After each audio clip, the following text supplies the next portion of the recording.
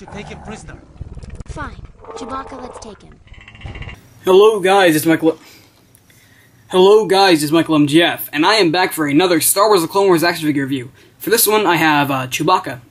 This is, Chewbacca made his appearance in the Season 3 finale, I'm sure as all of you know. I didn't really like Chewbacca in Season 3 finale. He was actually getting pwned by Trandoshans.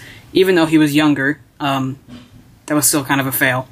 But he was definitely very cool to have. Also, I noticed they didn't really do that well with like he kind of, some roars were kind of in the wrong spots. Like when Ahsoka would say something normal, he would let out a full-blown Wookiee roar. You know, but that was just some editing flaws. They were just kind of a new thing they were trying out. But it was definitely cool to see him in the Clone Wars. Ignore any background noise if you can hear that. As much as I try to tell them to shut up, they don't. Anyway, I'm gonna scoot all of the accessories and Chewbacca aside here. Now his card here. Here's his Galactic Battle Game card.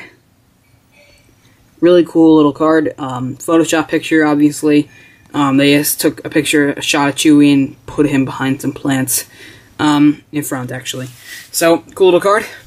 To the packaging here. Same thing as all the other ones. Just obviously a new picture of Chewbacca here. Hold on one sec, guys. Alright, sorry about that. Lots of cutoffs in these. Anyway, so basically the whole bubble here is basically the same as others. Just says, obviously, change here and here. So nothing major. He is CW63, by the way, if you're wondering.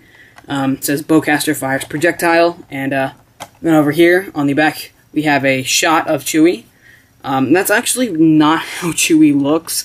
The head sculpt on this one is actually better, and, well, kinda, the head sculpt isn't the same, and I think this one's better.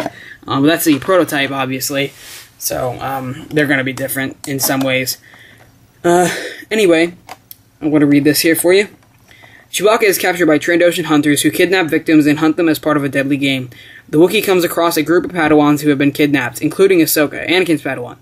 Chewbacca joins them to find a way to escape from the planet. His immense strength and his technological skills give him the group much-needed support. So, that's the description there. And you got the rest of the figures here. I reviewed Evan Peel. I'm not going to review these two, because I know no one's going to care about those reviews. But I will be reviewing Savage Press when I get my hands on him. I reviewed this one, but no one cares about that one either, but I figured why not. Anyway, that's it for the packaging. Now on to the actual figure. So, let's put my camera down here. The figure is overall really, really nice. It's a really nice sculpt, honestly, but the head sculpt is what's really bugging me. Not only are the colors off on the head sculpt, but the eyes, it makes it look like it's a guy in a costume, because there's like black around the eyes. So I don't really like the head sculpt, but I do think it's a really nice Chewbacca, but I just don't really think it really looks like the Clone Wars Chewbacca, other than its colors. He does have a new little, what do you call that? These little, ammo chain thing that he always has around his chest. So it's very cool. Got the little bag there. So there's Chewie without anything. Oh my god, naked Wookiee. So let me go ahead, get that back on. This might take a second. Or not.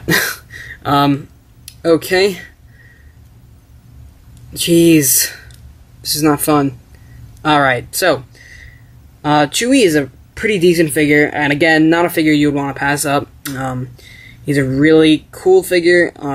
Definitely great for any collection, and he's a must-buy for any Clone Wars fan. The articulation, he has no articulation in the ankles. No Wookiee has ever had that. So basically he has ball-jointed knees, swivel hips. It's really interesting how they actually use like a waist cape type thing, almost, for his waist here, which is pretty interesting.